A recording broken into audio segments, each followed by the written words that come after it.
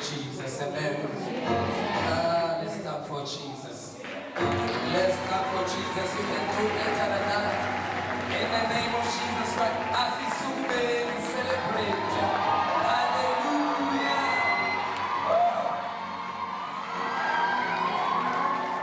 Hallelujah. Let's start. Safa isikhambane wathatha serious. Emthonveni yakhe bekuringa wena. That is why if uNkulunkulu lithi, what is the man that you are so mindful of? Umthombo wakhe ongcwele ngawe. God is good. And all the time. Lord, let's clap for Jesus one more time. Hallelujah. We may be seated in the presence of God. Amen. Ngiyabingelela egameni likaJesu Kristu. Amen. One more time, ngiyabonga. Tshela makitsana makhe omuhle para umdluli. Hallelujah. Lord imana kangabuke mina ngitshele. Hallelujah. God is good. And all the time. One more time, let's clap for Jesus. Amen. Sanza kwenyelela kholi lobukhona la ekhaya. Amen. So sisivakashi ngalokhona la ekhaya. Amen. So ngibonga lithuba kwekuqala. Amen. God is good. And all the time. Ngiyamthanda lo amen. Ngifisa shangathi ngahlala ngemuva. May you receive as you are saying amen. May you receive your breakthrough. Hallelujah. Kukule demand lekhona, i-demand ifuna shangathi for makuba ne-supply le demand kwamele kube amen. Hallelujah. For today, God shall supply all your needs according to His riches and glory. If you believe that, shout the loudest amen. Hallelujah. I don't know what you are expecting God to deliver for you today. God for namhlanje lo kulingzele uNkulunkulu takuniketa khona. I-breakthrough yakho la lo amen. Hallelujah. Ngoba ithembiso takhe dingiyebo futhi ding amen. Hallelujah. Thatha i-breakthrough yakho ngiyakunika. Thatha i-healing yakho ngiyakunika. Receive your freedom. Receive your healing. Receive your deliverance. Receive your breakthrough in the name of Jesus Christ. Hallelujah. Today, there is a message. Hallelujah.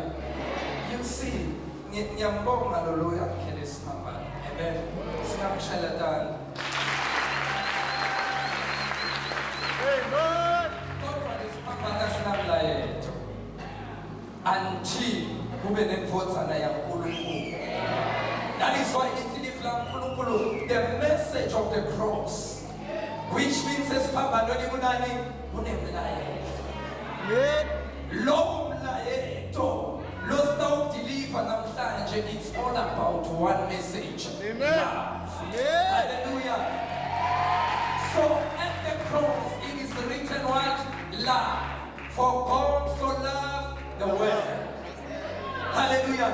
That He gave His only Son, that whosoever believe in Him shall not perish, but have an everlasting what? That's the message of the cross. Love. Hallelujah. Akuthathe kabani kubise limuva encwadini yaGenesis. Lithi livla uNkulunkulu ekuqaleni uNkulunkulu wadala yini. Kodwa uma kadala uthume ukukhuluma yini. Now Kristu Jesu ufihlakele ekuqaleni. uNkulunkulu uzama kuletha imessage ebantwini bakhe. Uzama kuveta Kristu Jesu ebantwini bakhe. Kodwa ngoba sitha simbumbutsekise ingqondo tethu kusenasi kuthi yini livangeli laNkulunkulu asikhoni kubona uthando kuphi eqaleni. Lithi livla uNkulunkulu Adamu makona uNkulunkulu communicator ini litsandvo. That is why uma kashumayela noma abhala Petro uthi yena love covers a multitude of what? Sin. Because siyambona Adamu enjani wonile kodwa uNkulunkulu uvela yini luthando umboza yini noma ka-Adamu. We were there in the beginning singasho sithi besingekho kodwa ngutshela ukuthi nabone njani ukhona ngoba sithathe leyo nature yabani ya-Adamu. But lokubuhlungu ngoba kuthi le ntono betingakakhishwa betimbonyiwe kanjalo nathi namhlanje ngekuselebrate Kristu Jesu asimcelebrate ukuthi tintono tethu timbonyiwe kodwa this time it is blotted out. When we talk about blotting out, we are talking about something that is being erased and it will not be remembered. Ngoba in the beginning uNkulunkulu wasebenzisa silwane akazange vele yena kodwa bekaletha sithombe saloko letana njani latokwenda. That is why lithi livla uNkulunkulu njalo ngeminyaka because senenjani sende umhlatshelo. Leyo mhlatshelo bengasusi leso sono. Kodwa lithando laNkulunkulu belivele likhona ngoba limbonya lesono sakho ukuthi ukhona ekusonzela uNkulunkulu. Romans 3:23 lithi bonke abantu bonile bakhashane kakhulu nabani naNkulunkulu kodwa uNkulunkulu ufuna basonzele kuye. Sibona yonke indzawo uNkulunkulu communicator lithando uvela liphawu lemhlatshelo aphinde avele luphawu loluthando lwakhe. Angathi sowone kangakanani kodwa ngalo mhlatshelo uNkulunkulu lo wena wavela lithando tono takho tsethelele. I don't care which part when the aposhin wantshontsha wena kodwa namhlanje tono takho titsethelelwe. Limala lakho lisulila lisabalwa. Hallelujah. God is good. And let's start for Jesus. Hallelujah.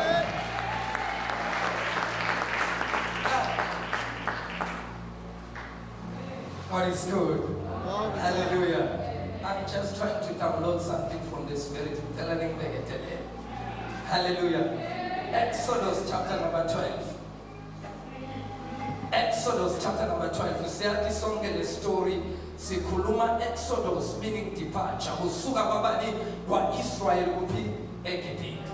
Sibona Kristu Jesu uyavela. Kodwa sikhona ukumbona, sibona umfanekiso wemhlatshelo, sibona futhi nemfanekiso wethando laNkulunkulu lelisengakapheleliswa kodwa lelibekiwe kamoya kudeke tukweli testament lelisha ntona njani litovela lambulwe libonakalise kuwonke umuntu lona njani lokholwayo. Lithi livla uNkulunkulu uthatha Israyeli umela sive sakhe. Reason being ukuthi Israyeli bekede inkosi. Now usungula umnyaka wakhe wekuqala uthi kubo bantwana baka-Israyeli, this month shall be unto you the first year. Meaning Happy New Year. Happy New Year. God is good. Now, sing about too political, but we are spot on. We have different calendars, but that the one that we are using the calendar of God. Makasuka uNkulunkulu ukuplena konke uthi yena namhlanje ngiyawudlula, I will pass the judgment tubani tuweGibhithe. Uthi kubo bonke abantwana baka-Israyeli abathathe ini iwundlu. There is something powerful about the book of Exodus. Le reveala Kristu Jesu uvuka nekufa kwakhe nekubenzela kwakhe.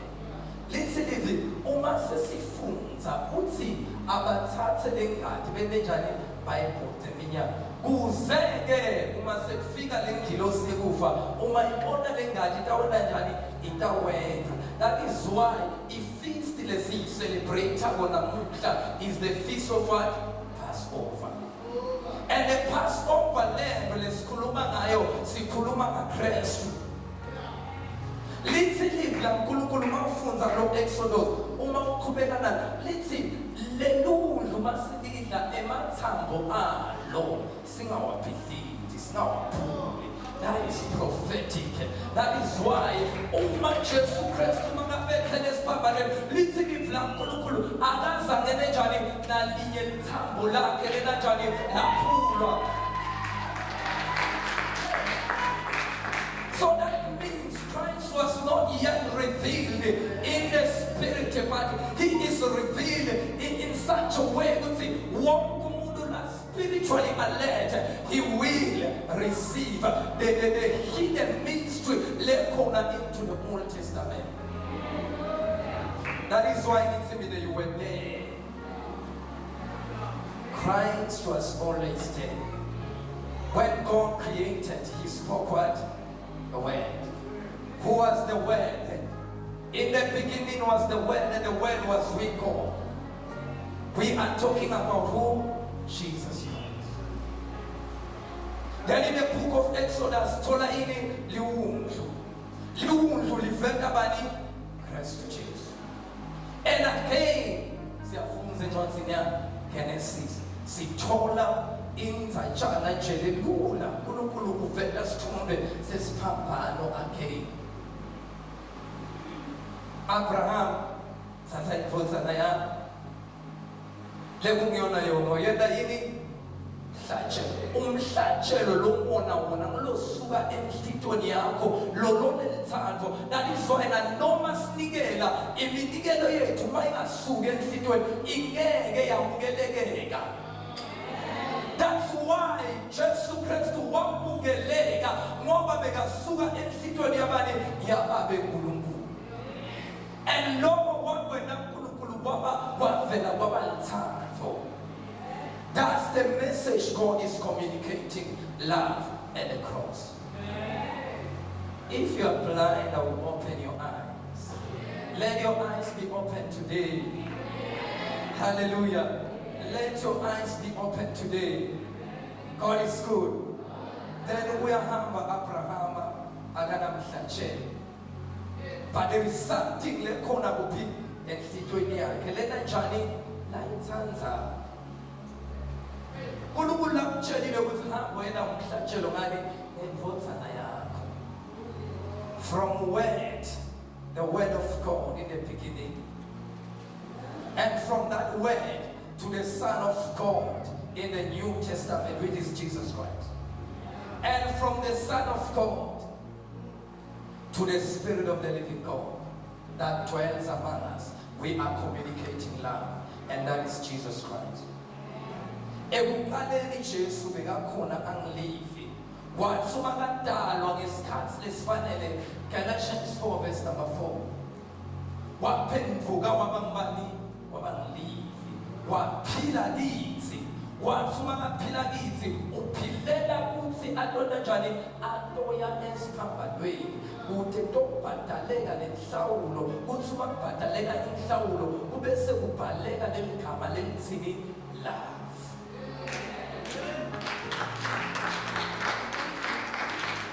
Uyahamba Abraham, uyakhuphuka inzaba imvodzana yambuto ethi baba, ngiyakubona tinkuni emlilo sesubasi uphi umhlatshelo. Ngenxa yelithando laNkulunkulu lebelikhona. uNkulunkulu vele lithando la. That's why uma sifunza John 3 verse number 16 asimfunze lonke malanga sawuhlala sithola sambulo lesisha. Lapho lithando libonakala khona, lithando lelikulona lona lelibeketelayo, lithando lelikulona lona lelisuka kuphi enhlitweni. Luthando lelivela emandla kulelo lokuthi uma unikela unikele ngento lesuka kuphi. So uNkulunkulu uthi Abraham nanga ngamthanda angonikela Abraham uyalalela. Kodwa uNkulunkulu uthi isikhathi asisengakafiki lo mntawasithombe mina lengitakwenda tuwel testament lelisha. Then asathi usinakuhlaba lo mfana ingelosi yaNkulunkulu yavela liwundlu lele linganasipho wahlaba waletha yini umhlatshelo ngenxa yekona kwebantu lithi livuma sesiqhubeka siya encwadzini yaNumbers 21 Israel wonile kodwa uNkulunkulu uvela lithanda lapho khona kunesiphambano khona kunethando lapho kunebona khona kunemhlatshelo kanti uNkulunkulu lithi ngoba Israel soyakhala ukhala ngetinyoka letenenjani letimlumako. God did not remain silent because of his love. Natuwe simo sakha engathule ngoba uyakuthanda. Hallelujah. That is why lokhona kuKristu Jesu umdlula ebubhubheni angene ekuphileni lokungena phakathi.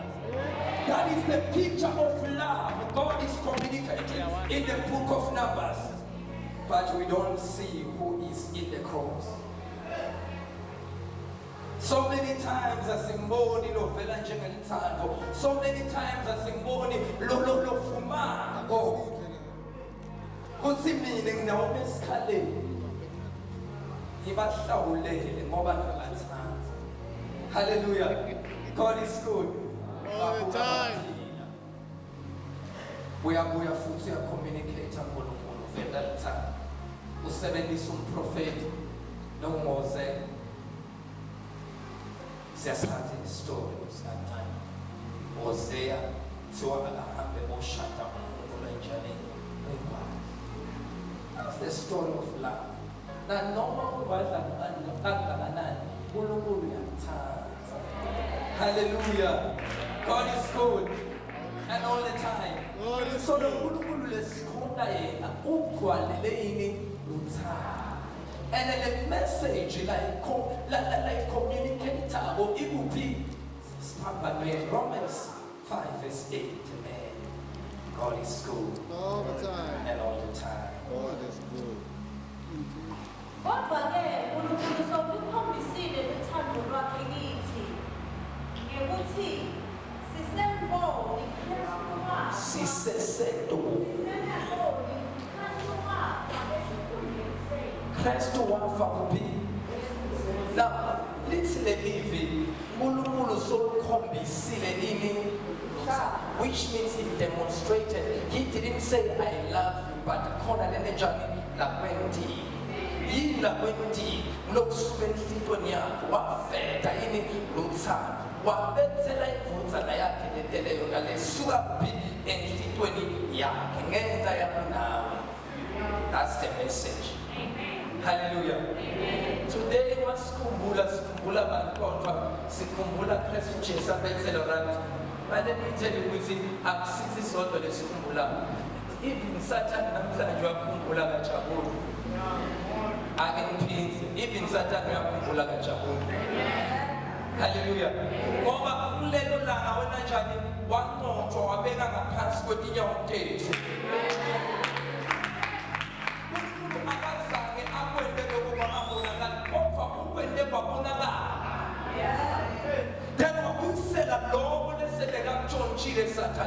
That is why namhlanje sibukeka nje sikhona mthanda ngoba yena wasithanda kuqala. Lelo thando lelo litshontshiwe sihamba kwenabusele. So I need to live it. We love because he first loved us. So we don't love in words only, but in demonstration. Love demonstrating. Hallelujah. God is good and all the time. That's why namhlanje sitele shumana Kristu lobenzele. Hallelujah. Sitele shumana Kristu lenjani lobenzele. Now, uNkulunkulu ukwende kwabasobala noma ubamloyo loyisitha sesibambana wakwenda nawo ungatosula. Colossians 2:15. Akuzange wafihlakala this time. To when you covenant, no, akuzange wafihlakala. Wabonakala. And having disarmed the powers and the authorities, he made it public, spectacle of them triumphing over them by the cross. Ngesiswati Ababusi nalabanemandla wabemuka ikhaya wabathela ngemishado ebaleni abehlula ngaso sikhamba abehlula ngani wakwenda wabonakala wonke umuntu wabonaka wafunza lowo mlayeto lowo ubhalile kuphi esiphambanweni, and that message was what? Love. For God so loved the world that he gave his only begotten Son, that whosoever believe in him shall not one perish, but have what? An everlasting life. I'm talking about the word of God, who he was in the beginning. And in the New Testament, he manifested as the Son of the living God. And at the cross, he became the seed of God. You cannot bury the seed, and the nature of the seed, it is to germinate. When it germinates, it becomes a tree, and that tree bears the fruit, and the fruit of the Spirit is what? Love. And you are the result of that fruit. Amen. Ngibeke kahle ngeswathi vakane bekamlive ekuqaleni wavela waphenduka waba ngumuntu. Johane 1 verse number 14, wabethelwa angumuntu, wathuma kabethela angena phansi, wangena ayimbewu, wabhamuka, wathuma kabhamuka waba sihlahla lesithela tithelo, leso sithelo kwaba yini? Luthando. Kungako namhlanje ngikhula ngihlabelela ngoba yena wehla wangiphakamisa. Hallelujah. Ngikhuluma nebantu abathanziwe. Ngithanziwe ngemazulu. Uthe uwonile lithi la uNkulunkulu Kristu wena njani wathapula amazulu ngenxa yakho. Mbani nalo ngivotana kaNkulunkulu. Tele ntokhulula unesomeni. Fundisa uma kahlabelela ukuthi longene khona lapho. Ungani sikhona ukuphuma la kuthiwa khona masingene khona ngeke saphuma. Ebhadi yaKristu Jesu inemandla yakhe lesihamba kweli icommunicate yini luthapho. Yona yaba yini? Yaba umvuli wendlela, yavulela indlela ukuthi nawe utokhona wena njani kungena uphinde uphume. That is why sine-access ekungeneni kuyo yonke indzawo. Phume labathi angeke saphuma ngenxa yani. Siyabona Old Testament communicate uNkulunkulu ucommunicate ngemihlatshelo nengengadi lekungena khona ngengadi kulenye indlela. Amen. Kodwa thina siphela levulako ithuba ivula singena noma sinesoni sibese sifika esihlakweni saNkulunkulu ngesibindi. Asuba kabuka uNkulunkulu akasaboni mina lebengiphile esonweni sokubona lo hlengiwe ngenxa yengadi yaKristu Jesu. Uthuba kabuka akuye ngani ngeluthapho. Lelo thapho bakabona mina likukhumbula yini siphambano. That is why kwamele sikhumbule lisho njalo lithi uthi asikhumbuleni ukuthi sahlenga ngane ekuhambeni kwethu lokwalide lesafundziswa ukhokho bethu. Sahlenga ngengadi hayi ingakabani iKristu Jesu. Now the love of God is being communicated where? At the cross. Hallelujah. Luthando laNkulunkulu sishumayela lona silibona kuphi? Esiphambanweni. No wonder why kwamela bethele ndzabeni. For all to see. Hallelujah. For all to see. No ungaboni, no ungeva. Kodwa lokusalako umlayeto losinawo losushumayelako sishumayela luthando lelingaka lolubani lelujulule lebiboniwe lobivetiwe labeka endzaweni efanele. Imagine this. Bekulisiko lemaJuda bethela right, but asithola umlayeto lotsite, but kwabethela Kristu Jesu kwaba nemlayeto 1 Corinthians chapter number 1 verse number 18. The message of the cross is foolish to them that are perishing, but to us it is power, because it communicates one life. So that love of God, lekona kithi kwamele nathi siyenja sivete. Just reach out and touch somebody that's in love, so that we can boldly declare you as one Christians. The people lithi Christian aliveli kulabo labakholwa, kodwa livela ngentembo kebantfu lebena into lebefana nabani naKristu Jesu. Impilo lithi Christ like lengentsana. I might be prophesying, communicating, preaching, kodwa nangabe ngidentsando, I don't represent Jesus Christ. Hallelujah. Amen. Do you believe that? Do you believe that? I have to demonstrate it. God says, I love you, and I will show you that I love you. And He put the cross. You cannot deny it. Hallelujah. God is good. And all the time.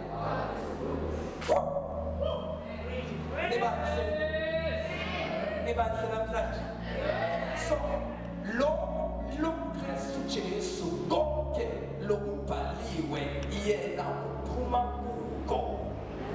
That is why lo bhala kahle encwadini yamaHebheru chapter number 10 verse number 7. Let us submit it.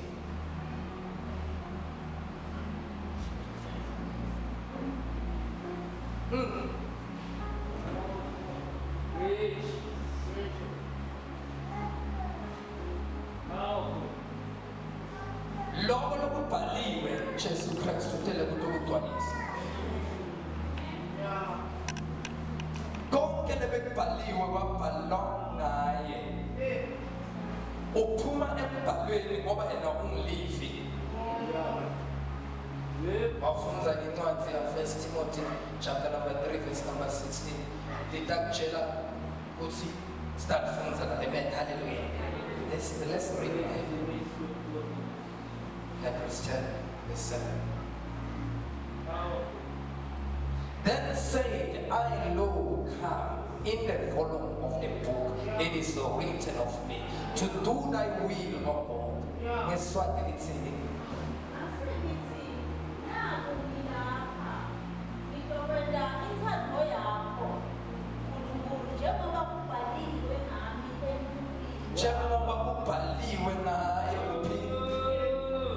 which means konke lesikhulumako u-Old Testament bekubhaliwe nethi ngoba besingaboni. That is why base baqedza umbethelo babese banaka ukuthi lolo simbethela vele bekuyimvunzana yabani yaNkulunkulu lebeyitele emhlabeni kutobhadalela licala labani lani na ivela ini umlayezo losuka kuNkulunkulu lothini nine niyalithanda. Hallelujah. God is good and all the time. Now, yonke lembhalo lebhalako, if we can read them, singabona ukuthi vele bekubhalwe ngaye. For example, Matthew 12 verse 40 likhuluma la Jesu khona akhuluma ngabani ngaJohn lo wahlala emalanga amathathu kuphi esiswini sefishi. Then aphinde athi kanjalo nendodana yomuntu ifanele kuhlala kuphi emathunjini ani emhlaba emalanga langaki lamathathu nebusuku lobungaki. So the question is, was Jesus Christ crucified on Friday? Do the mathematics, amen. I'm not political, amen. Hallelujah. God for yonke imibhalo ibhalwe ngabani naye. Emaphinza sesiphambanweni uyabatshela ukuthi lokho lokubhalwe nguDavide kumele nababele njani ugcwalise ngivele thando ngani. Amen. Uthi uma akhuluma ukuthi baba kungishiyelani na ukhuluma livi lebhaliwe lekumele yena enenjani aligcwalise akuphi why nalabo bebambethela wakhuluma livi wathi babe bathethelele ngoba abakwati lebenenjani labakwenda bekagcwalisa inzalo yaNkulunkulu kuthi nabo labonile uyenenjani uyabathanda. God is good and all the time. Hallelujah. Are you getting something? So Lord Jesus, He is what? Love. Amen. Last scripture. Senhlala phansi ufundise ngakashaya. John 15.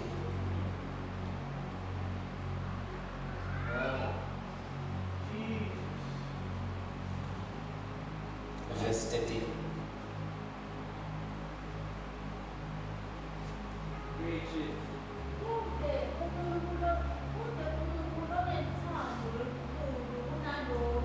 Kude ubulele njani lono luthando lolukhulu kunalo liyavedwa lelithando.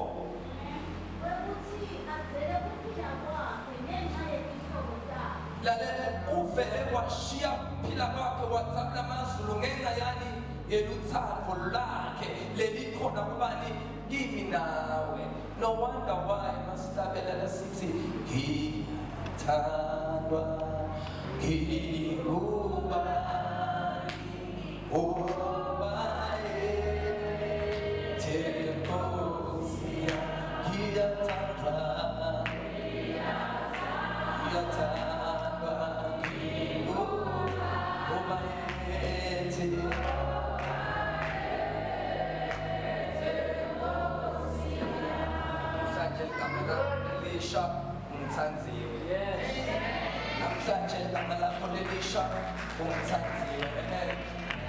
Hallelujah.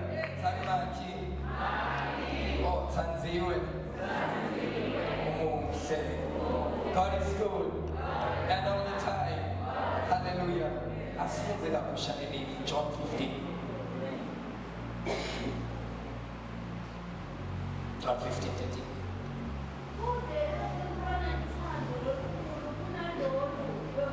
Shokusila amanye amathando akhona but angekho makhulu. Le khulu kakhulu ngoba kunalokwendekile lo ngeke wena wakhona ukwenza.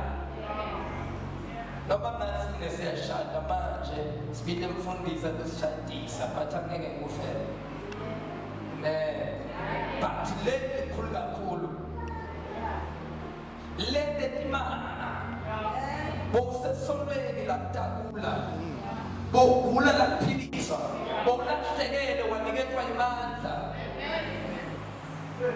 kwapheleliswa kwaba kanye nawe ngenxa yanalo uthando lelivetiwe angeke vele uliphikise ngoba liyabonakala namhlanje silapha nje siphila ngenxa yalo uthando.